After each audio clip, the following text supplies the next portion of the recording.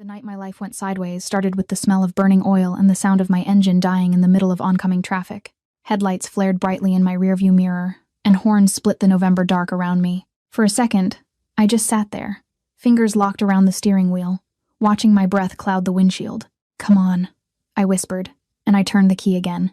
The engine made a noise that sounded less like a machine and more like a verdict. I was already 20 minutes late for a meeting with my father's lawyer. Instead of staying in the broken-down car, I pulled my coat tighter, took my purse, and stepped out into the wind. Somewhere 2 blocks ahead, past the blur of red taillights and steam rising from a manhole, was Carmine's. The lawyer had chosen it for the meeting, probably because it was close to his office and he had an expense account. Carmine's sign appeared out of the murk a block later, red neon buzzing faintly above a dark green awning. From the outside, it looked like every other Italian restaurant in this part of the city. Low brick building, frosted windows lit from within, the faint silhouettes of bottles and glassware on a backlit shelf. I pushed through the door and took 4 steps inside before I understood that something was wrong. Not wrong in any visible way. Wrong in the way a room feels when all the sound in it has been carefully removed. 20 men around tables and not one fork moving.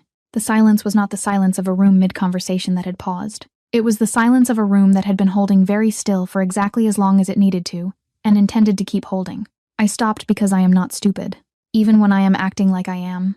A man stood at the far end of the room near a table. This table sat apart from all the others, much like a throne sits apart from chairs, and his back was half turned to the door. He was not large in the way that announces itself. He was large in the way that makes you recalibrate a room, the kind of large that is almost entirely stillness, organized into the shape of a man. He was speaking to someone seated at the table nearest to him. The seated man had the look of someone who had recently understood something very bad about his situation. I did not hear what was being said. I was too far away, and the words were low, even, and deliberate, like water running over flat stone. Then the standing man turned his head, not his body, just his head, and I saw his profile. Sharp jaw, dark hair pushed back, a quality of attention I can only describe as total. Whatever he was saying it with the entirety of himself directed at the person receiving it. Then the seated man made a mistake. I still do not know exactly what he did. He may have reached for something. He may have moved wrong. But one of the men at the walls stepped forward, and the woman beside the seated man, I had not noticed her until this moment, flinched so hard her wineglass tipped and rocked without falling. The standing man turned fully. He looked at the woman first. Something moved across his face too fast to name. Then he looked at the seated man. He did not step closer to him. He did not raise a hand. He stood exactly where he was and he spoke. "You touch her again," he said, "and I bury you tonight." He did not raise his voice. He did not need to. The room dropped several degrees on the strength of 9 words delivered at the volume of a normal conversation. Measured, specific, the kind of sentence that does not require theater, because everyone in the room already knows it is not a sentence. It is a fact stated in advance. Every person in that room looked at the seated man. Every one of them made themselves smaller, stiller, in the particular way of people who have learned that minimizing the space you occupy in a moment like this is the closest thing to safety available. I looked at him. I do not know why. I should have looked at the floor, at the door, anywhere other than the man who had just said something that stopped 20 people from breathing. But I looked at his face. I was trying to understand what I was seeing, what specific category of dangerous this was. And so I watched him the way you watch a storm from inside a window, trying to read it before it reads you, trying to understand the shape of it. He was already looking at me. I don't know when he noticed me. Maybe from the moment I walked in. Maybe from the moment I failed to look away. His eyes were dark and still, and they were on my face with the kind of attention that does not feel like observation. It felt like consideration. Like I had been included in a calculation I didn't know was happening. I should have walked out. The door was 4 steps behind me, and no one was between me and it. I didn't. A man near the wall moved toward me. Large jacket that didn't quite conceal what it was meant to conceal. "You walked into a private event," he said. My car broke down. My voice came out level. "I have no good explanation for this. I need to use a phone." He reached for my arm. "Leave her." 2 words from across the room. The man beside me stopped mid-reach. I looked over. The man at the far table had already turned back to his conversation, back to the seated man, who now sat very carefully, very still, as if 2 words about me were all the attention I required, and the matter was handled, and the room could proceed. Another man appeared at my side, older face like weathered oak, eyes that had seen enough to stop being surprised by most things. He held out a mobile phone without speaking. I took it. My fingers were not quite steady. I called the lawyer. I rescheduled. I handed the phone back. The older man walked me to a side door, which was a specific side exit opening onto a narrow alley along the building's edge. He held it open for me, not using the front door, and carefully avoided looking directly at me. "Thank you," I said. He said nothing. The door closed behind me. November hit like something it had been saving up. I stood in that alley for a moment, the cold finding every gap in my coat. I thought about the room, the stillness of it, and the 9 words. I considered what they had cost the air. I had turned and looked at his face, even as every other person in that room looked somewhere else entirely. I did not think about the fact that he had already been looking at me. I should have thought about that. I walked home in the dark. That was the last ordinary night I had. 2 days later, someone put a note under my apartment door. The note was a single sheet of white paper. On it, a 4-digit number, the last 4 digits of my father's bank account, which I had never told anyone. And beneath that, in careful small handwriting, the sentence, "You have 3 days to settle what he left behind." My father, Giovanni Moral, born Giovanni Moretti, who had Americanized himself so completely that I'd spent my entire childhood believing I was ordinary, had been dead for 11 weeks. He died in his sleep in a house I had never visited, in a city where I had not grown up. He left me exactly one thing, the slow revelation that he had been keeping secrets from me since before I had a memory. 11 weeks of learning the shape of those secrets. The debts were part of it, not all. I packed what I could carry. This is what my life had trained me for. Packing quickly felt like a skill rather than a tragedy. I had a real go bag, the kind one assembles after growing up with a mother who leaves on a Tuesday without a note. It is for when a father is present sometimes, but not present during other crucial times.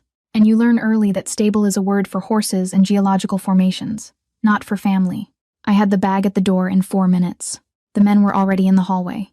Not threatening, not visibly armed, though I would learn those are not the same thing. 2 of them in dark coats with the particular quality of stillness I was beginning to recognize. The older one, the same man from the restaurant, the one who had handed me the phone, raised one palm toward me, the universal gesture for easy. "Mr. Salvatore would like to speak with you," he said. "It isn't a request." "Everything is a request," I said. "The answer can just be, no." He looked at me with something I couldn't quite read. Patience, maybe. Or something older than patience. "The no has already been delivered," he said, "by the men who left that note. Mr. Salvatore is the alternative." His name was Marco Fent. I learned that on the drive north. He had been with Dante Salvatore for a decade. He had the voice of a man who had delivered exactly this type of message many times to many people, and had stopped apologizing for it years ago. Not from cruelty, but from honesty. I went with him. The estate was 40 minutes outside the city. I watched Chicago pull away through the window and tried to think clearly. My father had known these people. The 4 digits on the note proved it. No one had access to that number who had not been trusted with actual records, which meant this was not random. I was not random. The only question was what specifically they wanted from me, and whether I had any of it to give. The house was limestone and old glass set back from a private road behind a 100 yards of November garden. Everything stripped and gray and waiting for a season that hadn't come yet. Inside it smelled of wax and cold stone, and underneath those wood smoke, real fire somewhere in the back of the house. Rosa was the first person I met. Small woman in her 60s, white streaked hair, hands that moved with the efficiency of someone who has been solving problems since before you were born. She showed me to a room on the 2nd floor without ceremony, and told me there was food downstairs when I was ready. "Am I a guest?" I asked. She straightened the towel on the rack near the sink with focused precision. "You're here," she said. "That's enough for now." She left without waiting for my response.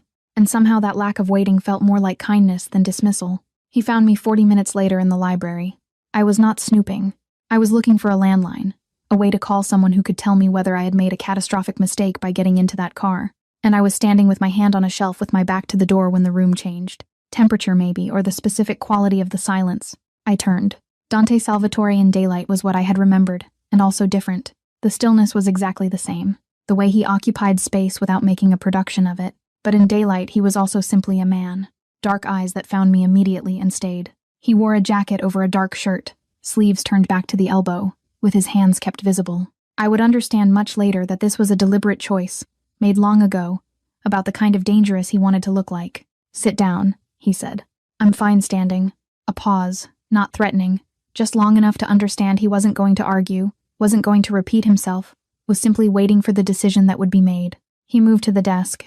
I stepped back without meaning to, and he noticed, and something in his expression registered the noticing without commenting on it. And he sat and laid one hand flat on the surface. "Your father owed money to people who believe his debt transfers to his estate. and therefore to you. My father's estate is $17,000 and a sublease, not that debt. I watched his face. What debt, then? He looked at me steadily. He had the quality I was beginning to notice of never looking somewhere else when he meant to look at you. Your father kept records for the Salvatore family for 16 years. He retired 12 years ago. The records he kept are relevant to people who are currently making moves against this family, and they believe you may have inherited access to them. The floor felt less solid than it had a moment ago. I don't know anything about my father's. I know that. No impatience in it. Just fact. They don't, or they don't care. Then tell them. Something moved in his expression. Not quite amusement, closer to recognition. That's not how this works. I looked at him at the desk between us, at the hand flat on the surface, at the window behind him where the dead garden stood in gray November light. And I thought, he is dangerous in a way I have no vocabulary for, and I am sitting in his house and no one knows I am here. Your father asked me to keep you safe, Dante said, before he died. I said yes. I waited for more. There was no more. The silence in the library had the texture of something decided. Not by me. You'll stay here, he said, until this is resolved. I opened my mouth. He was already looking at his desk, clearly done with the conversation in a way that had nothing to do with dismissing me. Instead, in his mind, the matter was settled, and such settled things did not require further discussion. The cold of the marble under my feet came through my shoes. He was a man who decided things and then waited for the world to catch up. I was not going to be the world, but I sat back down. The Salvatore name meant different things in different rooms. I learned this in increments over the next 10 days. The way you learn most things in his world. Not because someone explained it to you, but because you were present and paying attention. And eventually the picture assembled itself out of what was said and more often what was not. In the city, the name was a current beneath the water, something you did not see, but that changed the direction of everything moving above it. 3 territories, 2 allied families, a network of legitimate businesses that were legitimate in the way that a wall is legitimate, useful, structural, and built to conceal the thing behind it. Dante had been Don for 7 years, inheriting at 31 after his father's death, and in 7 years had not lost a single inch of what he had been given. He had, by every account that reached me in fragments from Rosa's quiet commentary and Marco's careful non-answers, expanded the thing instead, not through aggression, but through a quality I could only call inevitability. When Dante Salvatore decided something would happen, it happened. And the decision always had the quality of something that had already been thought through completely, before anyone else was aware it was being considered. His men moved through the estate with a silence that was not fear. It was precision. I watched this. I had nothing else to do but watch. Rosa told me things in the margins of other things. She would bring coffee in the morning to the small room off the kitchen that I had claimed as my own.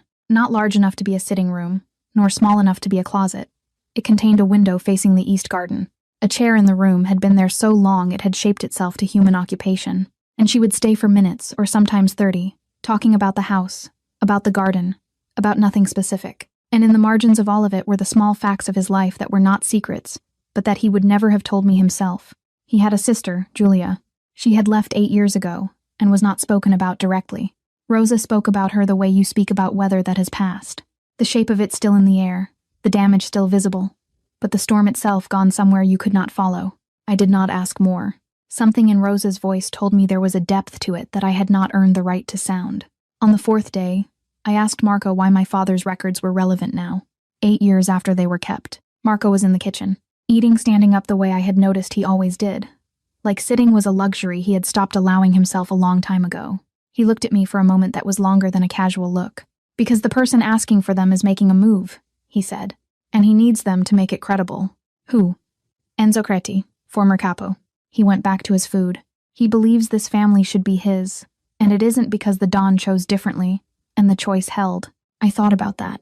Does Enzo know I don't have the records? Marco looked at me again with that not quite readable expression. He knows everything he needs to know, he said. That's the problem.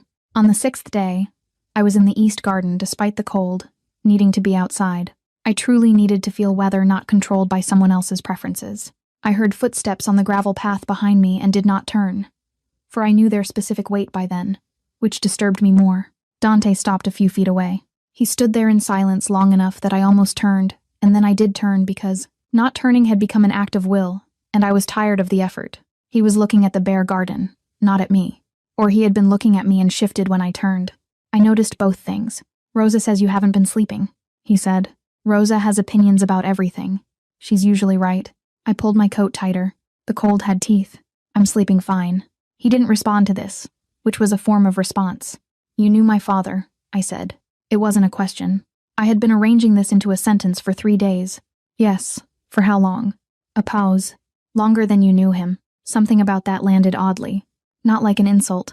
Like a bruise. The kind you don't remember getting until you press on it. I looked at him sideways. The cold had done something to his face. Sharpened it, or removed the controlled surface of it by degrees. He looked tired. Not weak tired. The tired of someone who has been carrying something heavy for long enough that they no longer notice the weight consciously, but their posture knows it. "Why did you say yes?" I asked. "When he asked you to keep me safe, you didn't have to." He turned and looked at me then. Full, direct, the same quality of attention from the restaurant. Except now I was close enough that I could see that it was not coldness. It was concentration. As if I were something he was trying to understand before he committed to a conclusion. "No," he said. "I didn't." He walked back inside. The door shut behind him with the specific click of a lock that is very good at being quiet. I stood in the dead garden in the November cold, and felt for the first time in 11 weeks something other than the flat, careful distance I had been maintaining from everything. I felt unsettled specifically, precisely in his direction. I didn't sleep that night either. 2 hours before dawn, Marco's phone rang. I heard it through the walls. The old house carried sound in unexpected ways. I heard Marco's voice, too low to make out words, and then the sound of boots on the stairs, and then quiet. The threat had a name now. It had a timeline. Neither of those things had been shared with me, but I had been in his world long enough to recognize the specific silence of people who were preparing for something. The threat materialized, not as violence, but as a photograph. Marco showed it to Dante. I was not meant to see it, but the library door stood open, and I happened to be in the hallway. I saw Marco's face clearly when he laid the object on the desk. Then I saw Dante go stiller than usual, which was significant, just before he picked it up. The photograph was of me, leaving my apartment building the morning before I had come here, 3 days before I even knew this world existed. I was already in it. Someone had already placed me in it, had already decided I was relevant, had already been watching me before I walked through the wrong door. This was the thing I could not reconcile. I said nothing. I went back to the small room off the kitchen, then sat in the chair by the east window. For a long time, I looked at the garden without truly seeing it. I was trying to figure out if the photograph changed everything, or just the parts I had most carefully not examined. He found me there an hour later. He did not knock. The door was open. He stepped inside the room. It was not made for 2 people. It was barely made for 1. And he was not a small man. And he stood with his back to the wall beside the doorframe, as though choosing the position that made him least likely to be in my space. "You saw," he said. "Yes." He was quiet for a moment. I kept my eyes on the window. "The photograph was taken 12 days before you came into Carmine's," he said. "Creddy's people. They had been watching you since your father died." I turned to look at him. "And you?" A pause. "The honest kind. I was informed of their interest," he said. "I placed my own people on your building 2 days after. So, I was being watched by 2 different sets of people." "Yes. Did you know I was going to walk into Carmine's?" "No." Something that might have been wry moved across his face briefly. "That was not planned." I looked at him for a moment. "But you had already decided I needed to be here. I had already decided you needed to be somewhere safer than a 3rd-floor apartment with a deadbolt." This was not the same thing as what I had said, and we both knew it. I let it stand between us. He was, I had learned, the kind of man who said exactly what he meant, and not one word more. This meant that what he did not say required as much attention as what he did say. The space between his sentences was where the actual information lived. "What did my father ask you?" I said. He did not look away. "He asked me to make sure you were all right when things got complicated." "That's not specific." "No," he said it wasn't. He moved just slightly, just a shift of weight, and the room, which was very small, rearranged itself around him. I was aware of how close the walls were, the cold outside pressing against the glass, the wood smoke underneath everything. I was aware, in the specific way of trying not to be aware, of his hands. He had put them in his pockets, which was not a thing I had seen him do before, and I registered it without understanding why I noticed it. "I want to know what his records say," I told him. "If it's my name that's making this dangerous, I deserve to know the shape of the danger." He looked at me for a long moment. The quality of this look was different from the others. Still concentrated, still entirely present, but with something underneath it I had not identified before, as if whatever calculation he had been running about me had reached a new variable. "All right," he said. I had not expected that. My next argument died half-formed. He went to the desk in the corner of the room. I had been using it. There were books on it, my handwriting on 3 sheets of paper, and he stopped, and for just a second, he looked at what was on the desk with an expression I caught only in profile. Something that passed very quickly through his face and was gone before I could name it. He turned. He was a foot away from me. The room was very small.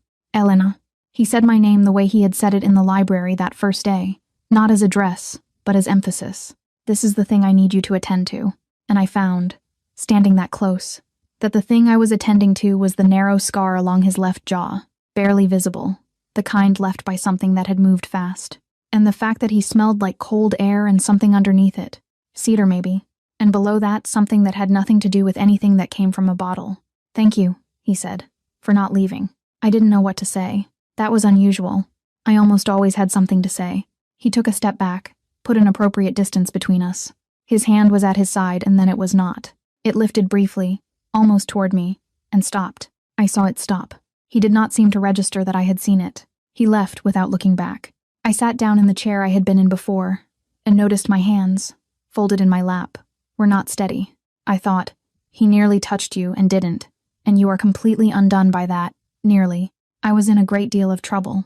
He had not meant to reach for her. He stood in the hallway outside the small room and recognized the fact plainly without drama. He had not meant to reach for her, and his hand had moved, and he had stopped it, and she had seen him stop it. In 20 years, no one had seen him stop himself. He walked to the end of the hallway, stood at the window, and looked at the dead garden. He thought about a woman in a room where 20 men stopped breathing, turning to face a man who said something dangerous. The look on her face was not fear or calculation, but a grief-adjacent recognition, as if she had expected this encounter. He thought about that look. He had been thinking about it for 10 days. This was not a thing he could afford. He walked away from the window. He showed me the records on a Thursday evening, 2 weeks after I had arrived. He spread them on the library table, printed pages, some of them old enough to have yellowed at the edges, some recent, and stood back and let me read. I read for 3 hours. He sat in the chair near the window, holding a glass of something amber and dark liquid. He did not seem to watch me. Or if he did, he was careful enough that I could not catch him. My father had known everything. I do not mean this in a general sense. Giovanni Moretti had spent 16 years as the financial architect of the Salvatore family's legitimate and illegitimate holdings. He performed with such precision and thoroughness that he remained irreplaceable for as long as he chose. He had recorded transactions, transfers, names, accounts, decisions. He had built a system so comprehensive that it was simultaneously the family's greatest asset and, in the wrong hands, its greatest vulnerability. And then he had retired. He had walked away, changed his name, moved to a different city, raised me or tried to in his way, and kept his silence for 12 years. I sat back from the papers and looked at the ceiling. He never told you, Dante said. It wasn't a question. No. He wanted you to have a different life. He wanted me not to know what he was. Dante was quiet for a moment. Yes, he said. Both of those things. I looked over at him. He was watching the window, the glass of amber in one hand, the other elbow resting on the arm of the chair. He looked like a man sitting in a room he has sat in many times, surrounded by a life he built himself, and tired in a way that had nothing to do with sleep. He felt guilty, I said, about me, about my mother leaving. He thought it was because of his work. Was it? I thought about my mother, who had been both beautiful and careless, having left on a Tuesday when I was 7. She faithfully sent a card on my birthday every year until I was 12, and then completely stopped. I thought about all the things I had built my life around in her absence, the routine, the self-sufficiency, the careful not needing. I don't know, I said honestly. Something shifted in Dante's expression. Not pity, something more careful than that. Something that looked like the precursor to understanding. What happened to your sister? I said. The silence that followed was of a different quality from every other silence he had produced. It had weight. It had an interior. She was taken, he said, 8 years ago, by the Messina family as leverage on a deal I wouldn't make. She was returned. He paused. She left the country 3 months later. She didn't tell me where she was going. I looked at him. She looked at me after. His voice was exactly level, and I saw in her face that she understood what I was and she could not. He stopped. He didn't finish the sentence. He didn't need to. I understood the shape of the thing. He could not say. She could not stay near it. Near me. I'm sorry, I said. He looked at me briefly with his dark, still eyes. What was in them was not surprise, but something adjacent. It was as if sorry was a word he had not expected in that specific form, directed at him without any other clause attached. She's alive, he said. That's the thing that matters. I thought about what it cost him to believe that. Whether he believed it fully or was still in the process of deciding to. Elena, he said, and something in his voice was different. Lower, or less controlled, or both. There is something you need to understand. I waited. Credi is not going to stop. What he needs from your father's records is not just the financial information. It's the names, the political alliances, the people who chose Salvatore over Credi 8 years ago. He set down the glass. He wants to use them to discredit this family and build his own case. Your name in his mouth is leverage. You, specifically as Giovanni's daughter, having access to this information whether you do or not. That is the story he is building. What happens when he realizes I don't have the records? He already knows you don't. He's using your existence as the threat, not the records themselves. The room was very quiet. Then why am I still in danger? He looked at me for a long moment. The fire had burned down to low red in the grate. The house was cold outside the library and warm inside it. And the specific warmth of a real wood fire is different from any other. It has direction. It has smell. It has the quality of something that requires tending. Because, he said carefully, I said yes to your father and Credi knows that. I understood then. I was not just a piece of the problem. I was the message. My safety was the thing Dante had staked his word on, and Credi was going to spend everything he had to make Dante break it. I was in danger not despite Dante's protection, but because of it. I sat with this for a while. He sat with me sitting with it, which was the particular form of patience I was beginning to understand was specific to him. Is there anyone you trust? I asked, completely without conditions. He was quiet for long enough that I thought he wasn't going to answer. I thought so, he said. Yes. The past tense in the middle of the present tense sentence. I noticed it. I filed it away. 2 days later, Teo, 23, the youngest of Dante's inner circle, was found in the East Garden. He had previously brought me coffee twice and earnestly corrected my Italian, making Rosa hide a smile. Teo was found at 6 a.m. with a broken jaw and a message written on the inside of his jacket. Still watching. Teo was alive. The message was the point. Dante stood in the doorway of the garden and looked at Teo on the ground, and something in the line of his back changed. I was standing 6 feet behind him, and I felt it from there. The chapter that had been opened between us, the one with warmth in it, the one with fire and amber, and the sentence he had not finished, closed quietly and something else replaced it. He turned and looked at me. You don't leave this house, he said. Betrayal was not yet confirmed, but it was already in the room with us. They came on a Tuesday, 2 weeks after Teo. I was in the hallway upstairs when the sound reached me. It was not a bang, nor anything cinematic. Just a door opening on the ground floor that should not have been. Then came fast, low Italian voices, followed by the specific silence of men who had stopped talking because action had started. I had 4 seconds to think before Marco appeared at the top of the stairs. His face had reorganized itself into something without an expression at all, which was worse than any expression would have been. Room, he said. Lock it. Don't open it for anyone but him. Marco, for anyone but him. Do you understand me? I went to the room. I locked the door. I stood with my back against it and heard the sounds of the house below me rearrange themselves into something I had no framework for. Movement, impact, commands in Italian, too fast and too low for me to parse. And then a sound that was not something I'm going to describe in detail here. And then silence, and then more movement. It lasted 11 minutes. I counted, then footsteps on the stairs. I knew those footsteps. Elena, his voice level, controlled, but underneath the control, something that had been wrung through the ringer of the last 11 minutes, and come out the other side, still standing. I opened the door. He was in the hallway, and he had been in a fight. There is no gentle way to say this. His jacket was gone. His shirt had blood on it. Not all of it was his. I would learn, and I cannot decide which was worse, to know that some of it was. His knuckles were torn. His face had a cut above the cheekbone that had not been there this morning. He looked at me with those dark eyes and the specific quality of attention he had always directed at me, and what was in it now was different from anything I had seen before. Raw, not damaged. It was raw, in the way a thing is raw when its covering layer has been removed by force. What was underneath was still real, functional, and entirely him, but without the finish. You're all right, he said. It was not a question. It was him confirming something he needed confirmed. Yes. He nodded once, looked down the hallway, looked back at me. I took a step toward him. I don't know where in me that impulse came from. I am not the kind of person who moves toward things. I am the kind of person who stays still and waits and assesses. But I took a step, and then another, and I lifted my hand, and I touched the cut above his cheekbone. Lightly, the pads of 2 fingers. Barely contact, and I said, "This needs to be cleaned." He went completely still. I do not mean he stopped moving.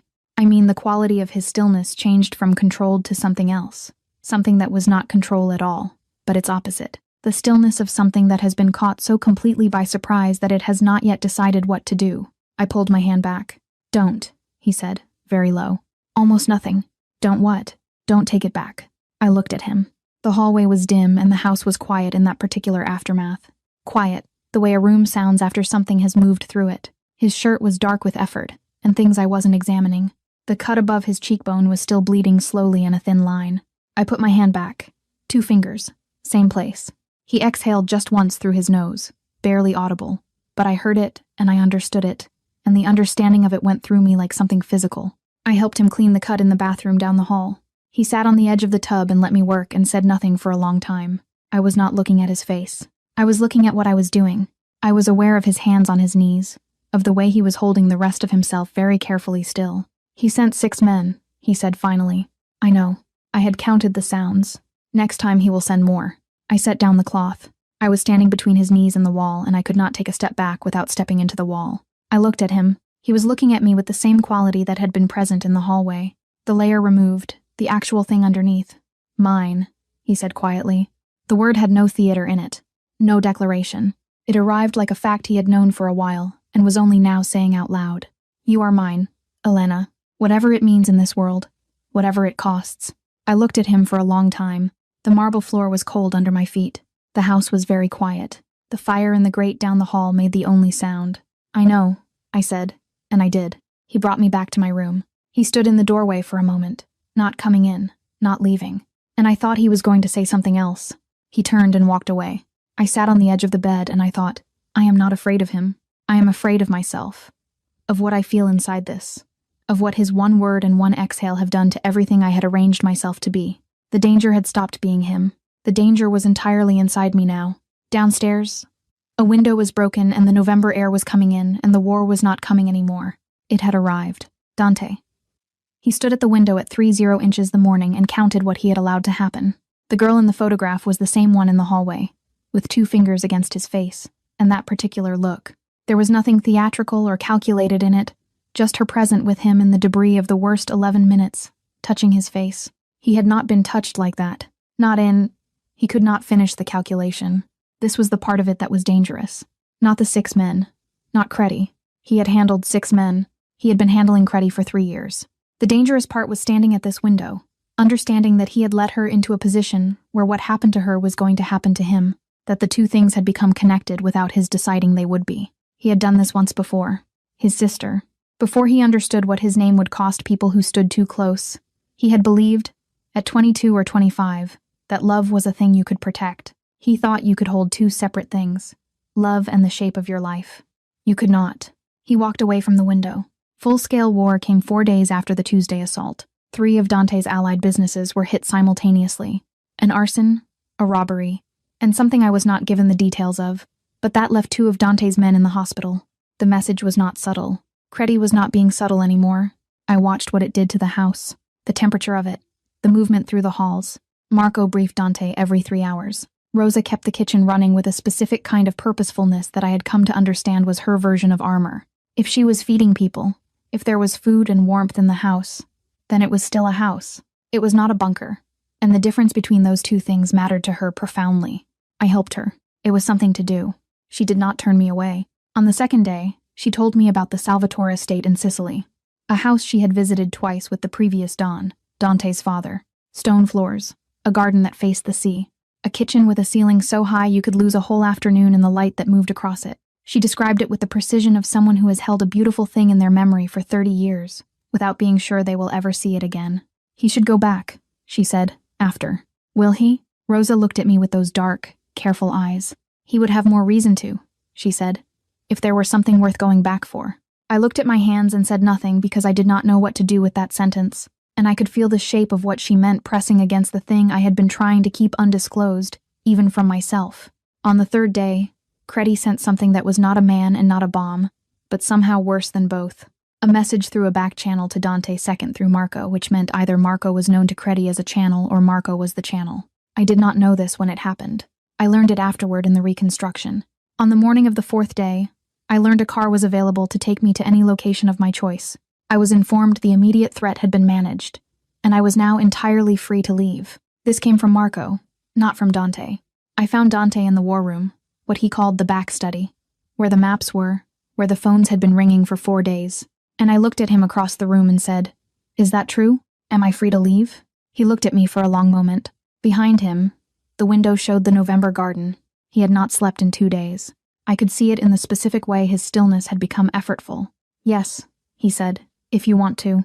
The thing that happened in my chest in response to that sentence was complicated, and I did not examine it cleanly in the moment. I thought, he is giving you the door. He is not going to hold you here. He said yes when your father asked, and he has kept that yes, and now he is giving you the option to use the door and walk through it. I thought if you leave you will be safer. Physically safer. This is a fact. I thought I know where his hands are when he is sitting still. I know the specific sound of his footsteps. I know the exhale he made in the hallway with my fingers at his face and what it meant. And I have been living inside that knowledge for 4 days without knowing what to do with it. "I need to think," I said. "Take your time," he said. I left the room. I sat in Rose's kitchen for 2 hours, and I thought about who I had been before November. The apartment, the go bag, the life assembled specifically to require nothing from anyone. I thought about whether that life had been safety, or just loneliness with a better public face. I thought about what I was becoming within this world, especially in proximity to him. I questioned if the woman who had touched his face in the hallway was the real me, or the one I was in danger of becoming. And then late in the afternoon, while I was still sitting with all of this, Creddy's people took Tio from the hospital, where he was recovering. Not a message this time. A demonstration. He was alive when they found him. I have to say that first. He was alive and he came home. And Rosa made soup without being asked. And Rosa's hands, when she set the bowl in front of him, shook in a way I had not seen Rosa's hands shake before. I watched her hands shaking. I thought about the soup. I thought about 30 years of keeping this house, of knowing every person in it, of caring for them in the way that does not have a category in Dante's world. But that is the thing that keeps the house from being only a fortress. I did not leave. I unpacked my go bag. I put each item back in its drawer.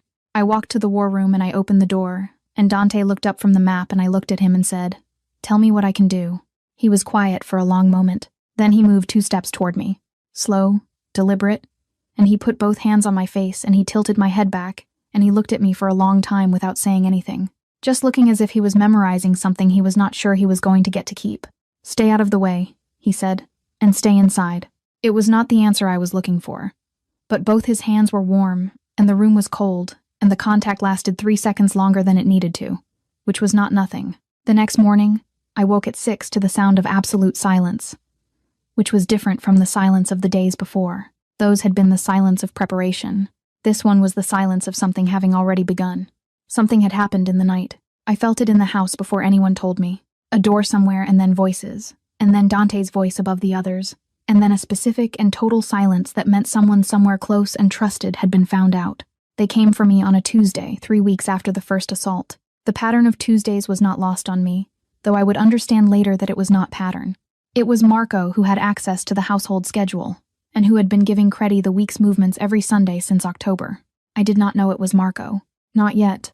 What I knew was that I woke to a sound outside my window, the specific sound of gravel disturbed by weight once, and then silence.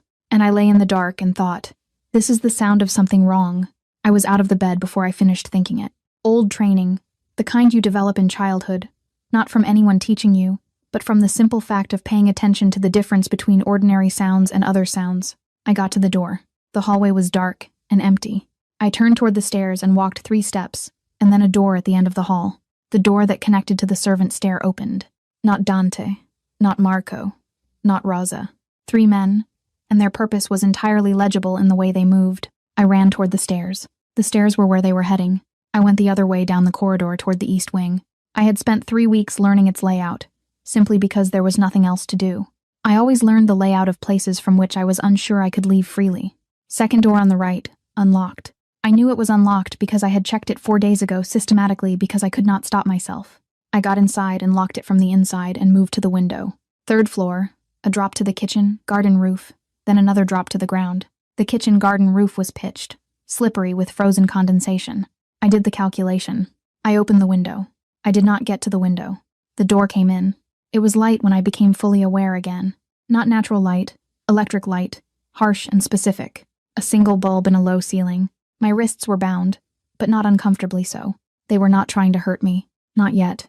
The message they were sending was containment, not damage. We have what he values. The rest is negotiation. I took stock of my body. Sore along one side where I had gone down. Nothing broken.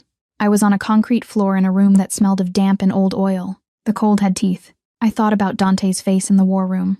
2 hands on my jaw. The 3 extra seconds. I thought about Rosa's hand shaking. I thought, I am not going to perform terror here. There is nobody to perform for, and it is wasteful. And I will need everything I have. I counted the room instead. 1 door, metal, no gap at the bottom. 1 bulb, no windows, approximately 12 by 15 feet. The floor was bare concrete. In the corner, a water pipe ran floor to ceiling. Old, galvanized, the kind in buildings built before 1960. I went to the pipe and I hit it 3 times in a simple pattern. Nothing. I hit it again. Different pattern. Somewhere far away. A vibration.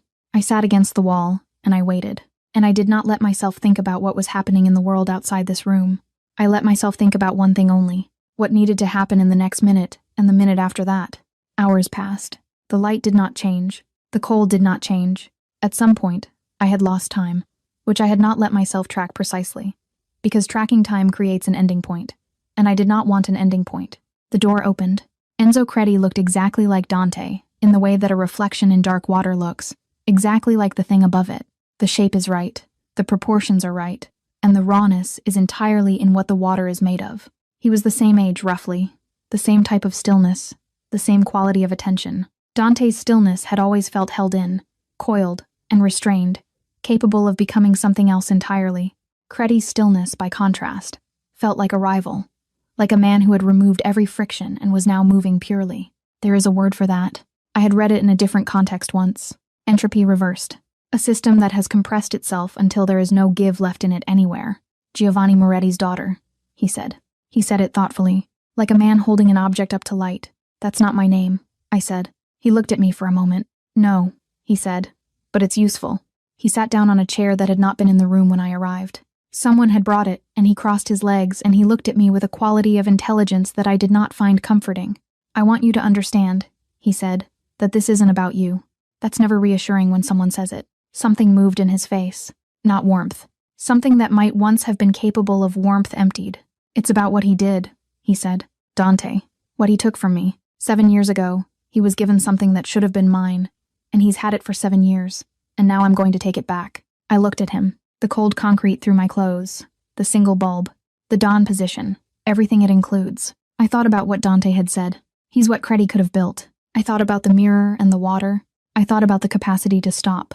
You were passed over, I said. Because Dante's father preferred a son he understood. His voice stayed level. Not even bitter. That was the disturbing part. Bitterness implies wound. This was past wound. And what Dante has made of it. The respect. The loyalty. I'll admit it. He built something worth taking. He didn't take it from you. He was given what I earned. I said nothing. There was nothing useful to say. I had nothing he wanted.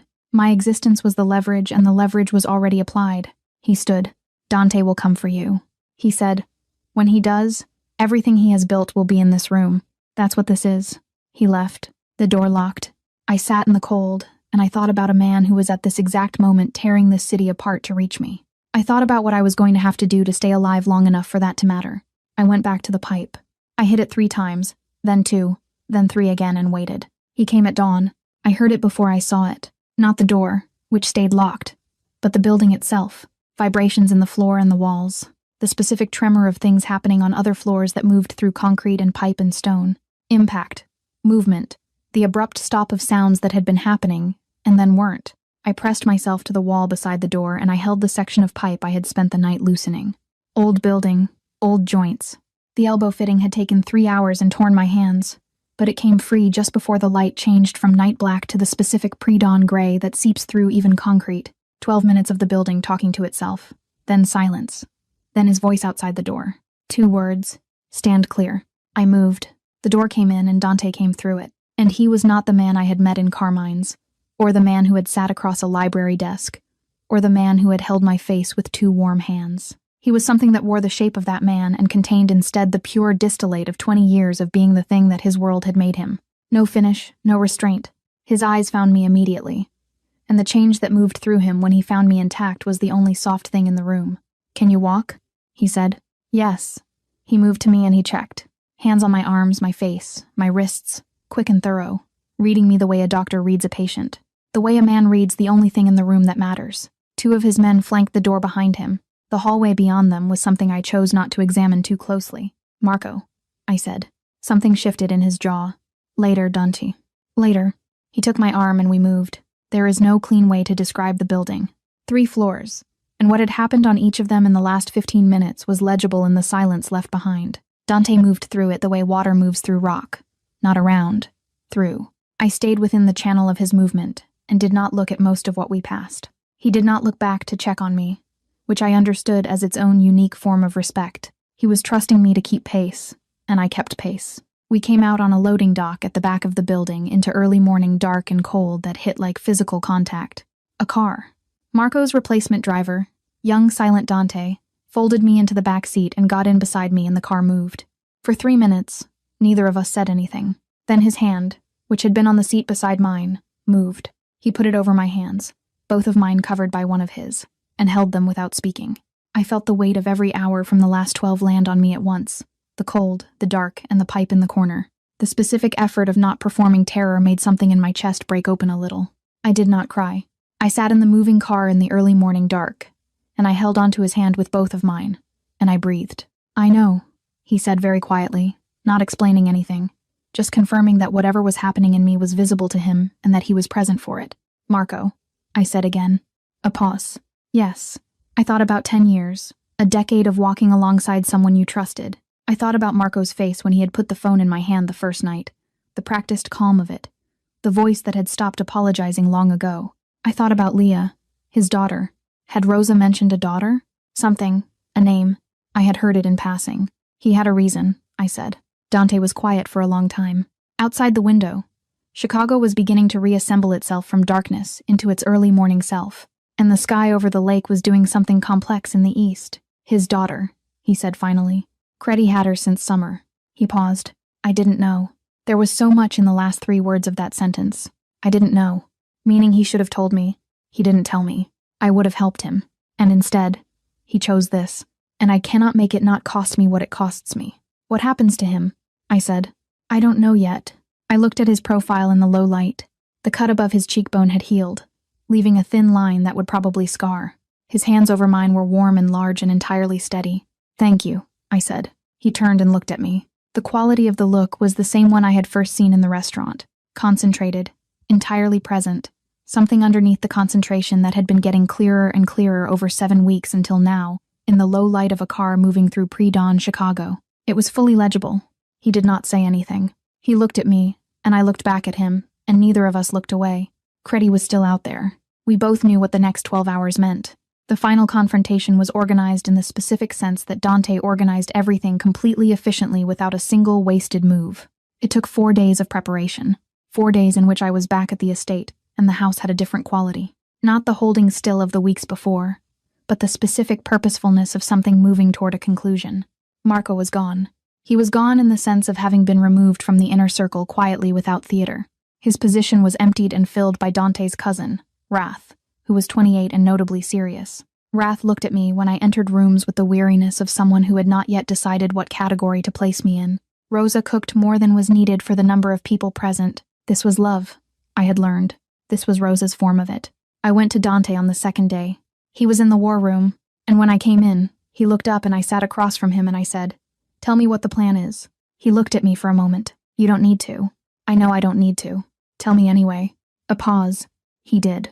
Not all of it. He edited as he spoke, removed the parts that were not for me, but he gave me the structure, the logic of it, the shape, and I listened. And at the end I said the financial records, the real ones. If Creddy needs them to legitimize his claim and he doesn't have them and thinks I do, use that. Use me in that. Elena, I'm not asking to be in danger. I'm asking to be useful. There's a difference. He looked at me across the map-covered table. The fire was low. The house was quiet. He had the look of a man examining something he had considered from a distance, and was now considering from close range, and the re-examination was changing the conclusion. "All right," he said. He used me as the anchor. The fiction was simple. I had made contact with a neutral party, offered to exchange the records I did not actually have for safe passage out of the city.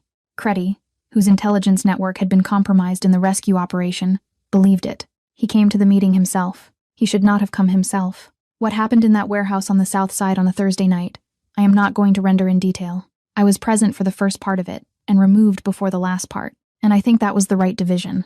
Dante had positioned me at a specific remove, close enough to be useful, far enough that what happened at the center of it was not something I had to stand inside. What I saw? Creddy and Dante facing each other across a space not much larger than the library at the estate. What I felt in the room was something that I could only call recognition. Two men who understood each other completely in the worst possible way. The same intelligence, the same capacity for strategy, the same quality of stillness. And between them, the difference that had always been the whole question. One of them still had a limit. The other had burned through every limit available years ago, and was now running purely on direction and momentum. What I heard? Dante's voice level and quieted voice equally level. I could not make out words from where I was standing. The exchange was brief. What happened next? I heard. When it was over, Dante walked out of the warehouse and across the concrete floor to where I was standing, then stopped in front of me. He looked at me, I looked at him, and neither of us needed to speak for several seconds. He had won. He was not unmarked by it. "It's over," he said. 2 words, level and quiet. The way he had said every important thing, outside the sky over the lake, was doing that thing again. The complex, slow reorganization of dark into something that was not yet dawn, but was no longer night. The house was quieter after. Not peaceful. Quiet. The distinction mattered. Peace is an absence. This quiet was full of things. The processes of deciding, rebuilding, accounting for what had been lost and what remained.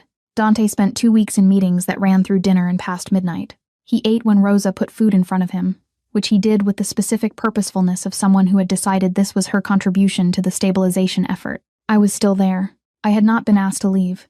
I had not been given a timeline.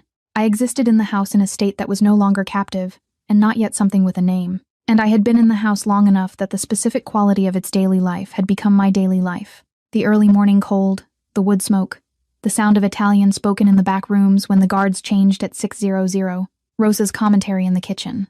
On the 10th day, Marco came to the house. He did not come inside. He stood at the gate, and Dante went out to him, and I watched from the library window. They stood in the cold for 20 minutes. I could not hear. At the end of it, Dante put his hand briefly on Marco's shoulder once. The way you touch something you are not ready to release, and are also not ready to hold. And Marco nodded and walked back to his car and drove away. When Dante came back inside, I was in the hallway. "His daughter is safe," he said. Creddy's leverage on her ended with Creddy and Marco. A pause. Something complicated in his face. "He's gone. He's safe." He stopped. He knew what it would cost. He made the choice anyway to protect her. "I can't." He stopped again. "You can't hate him for it," I said. He looked at me. "No, but you can't go back to what you were either." "No." He looked like he was standing in the specific rubble of something he had counted on that had been structural, that was now irretrievably changed. Not broken, beyond recognition. Changed, still himself. Different in the way things are different when the world proves itself capable of more complexity than you had accounted for. "I'm sorry," I said, the same word I had said about Julia. He received it the same way, with a slight reorganization of his expression, as if the word in the specific form I delivered it was still somehow not fully expected. 2 days later, he came to my room. It was late. The house was quiet. He knocked. First time in 7 weeks that he had knocked. And I said, "Come in." And he stood in the doorway in the dark shirt, sleeves to the elbow way. He was most himself. And he looked at me for a long time. "I need to ask you something," he said. I waited. He crossed the room in 3 steps, then went down on one knee and took my hand in both of his. He looked up at me, and the quality of his looking was the most unguarded thing I had seen from him yet. No control, no calculus, just him entirely present, tired and certain at the same time. He did not have a ring. He had not planned this. I could see that. This was the decision arriving at its moment and him following it. "Stay," he said. "Not here. With me. Wherever that is. As my wife, as the person I have to answer to, as the only person I have met in 38 years, who has looked at me at my worst without looking away." I looked at him for a long time. My go bag was in the wardrobe. I had not repacked it since the night I had emptied it. "Yes," I said. It came out steady, which surprised me. It didn't feel steady. It felt like the most terrifying and accurate thing I had ever said. He pressed my hand to his mouth once briefly.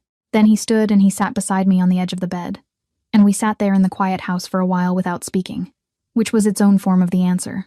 Outside, the first snow of the winter had started without either of us noticing. 7 months later, we were married in the garden, not the November garden of dead things and cold that I had looked out at from the chair by the east window. The June garden which Rosa had spent 3 months preparing as if the fate of something important depended on it, which perhaps it did. White flowers I could not name, stone paths that had been cleared and set. The smell of the lake just reaching us over the estate wall, salt and summer, and the particular clarity of early morning. There were 12 people in the garden. His men, Rosa, 2 cousins, and a priest. The priest had a face like ancient stone and performed the ceremony in Italian, sometimes in Latin. He seemed entirely unsurprised by the wedding, as if the Salvatore family produced such mornings as a matter of course. I wore a dress that was simple and ivory, and that Rosa had pressed 3 times. My father was not present. I had thought in the weeks before that this would be a sharper loss than it was. Instead, standing in the garden with the lake smell coming over the wall, I felt something more complicated. This feeling included him, his secrets and debts, and his 16 years of meticulous record-keeping. It also involved his request to a trusted man, resulting in this morning, this garden, and this life I had chosen with full knowledge. Anyway, I have to say something about the choosing, because it is the part people get wrong when they think about women in his world, about what keeps them there. It was not that I had nowhere else to go. I had somewhere to go. I always had. My go-bag was at the back of the wardrobe in our room, still there, because Dante had never asked me to get rid of it, and I had never felt the need to. The go-bag and the marriage existed in the same room, and that was not a contradiction. It was just the truth of what I was and what I had chosen. After the ceremony, after the quiet dinner Rosa produced that lasted 4 hours, and included wine I could not identify and was told was older than I was. After the guests had gone and the house had settled into its evening self, we stood in the garden in the low light. He was looking at the garden wall. I was beside him, close enough to feel the warmth of him against the evening cool. "The accountant's daughter," he said. "That's not my name," I said. "Not anymore." He turned and looked at me, and something in his face was the same as it had been in the hallway after the Tuesday assault. The layer removed, the actual thing underneath, visible. I looked back at him. I was studying his face the way I had studied it in Carmine's 7 months ago, in the amber light of a room that had gone entirely still around a single sentence. I was trying to understand what I was looking at, the particular shape of this man. I considered the things he had survived and the things he could not recover from. He was still in the process of becoming something new, due to what we had survived together. He went completely still. I saw it happen, the same thing that had happened in Carmine's, the same thing I had not understood. I was doing and he had not understood. He was responding to. I was looking at him at his face directly in a moment that was not danger but held the same quality of stillness and everyone around us. Every person in the house was looking at other things. The garden, the evening sky, their plates, their glasses. I was looking at him, Dante Salvatore, who had been looked away from in every room he had ever entered. Looked at by me the way you look at something. You are still, after 7 months trying to understand. Not because he was incomprehensible, because he was worth the continued effort. He said, "You know what you do? What do I do?" He put his hand on my face, both hands, the way he had in the war room, cupping my jaw, tilting my head back. And he looked at me with everything he had without reserve, the way I had only seen him look once or twice before, and only in extremis. "You look at me," he said, "when everyone else looks away." I felt the truth of it land. "I know," I said. "It's still—" He stopped. He looked at me for another moment, and the sentence he did not finish was the most honest thing in the garden. "It still lands the same way. It still finds me. After everything, it still costs me something I cannot name and do not want to give back." He did not say any of that, but I heard it. I stepped into him and he wrapped both arms around me, and the garden was very quiet, and the lake smell was over the wall, and the June evening was the particular blue that comes just before dark, when the world holds its color as long as it can before letting it go. His world did not become safe. I want to be clear about that. It remained what it was. The specific gravity of it, the weight of the door that locked from the inside, the sound of Italian in a room that goes still when he enters, the cold of marble underfoot at 30 inches the morning when the phone rings and he is already dressed and already moving. And I am learning every time the specific difference between the sounds that mean trouble and the sounds that mean crisis. I had chosen this. I had chosen it with both eyes open in full understanding of the cost. The cost was who I used to be. The woman who had a go-bag and considered it sufficient armor against a world that would keep asking more of her than she had agreed to give. That woman was gone. Not destroyed. Not replaced, but transformed. The way anything is transformed when it stops protecting itself from something and simply becomes what it was always capable of being. I was the Don's wife. I was Giovanni Moretti's daughter. I was a woman who looked at dangerous things directly, who had stood in the debris of the worst nights of her life and taken stock and chosen every time to stay. I was still Elena. I was also something I did not have a name for yet, something I was still in the process of becoming. He would be patient. I was learning that was the specific quality of his love. Not grand, not theatrical, not the kind that announces itself in speeches. patient, thorough. The kind that checks that you can walk and covers your hands and makes the single declarative sentence land after everything he hasn't said before it. He held me in the garden until the last blue went out of the sky. He never raised his voice. He never needed to.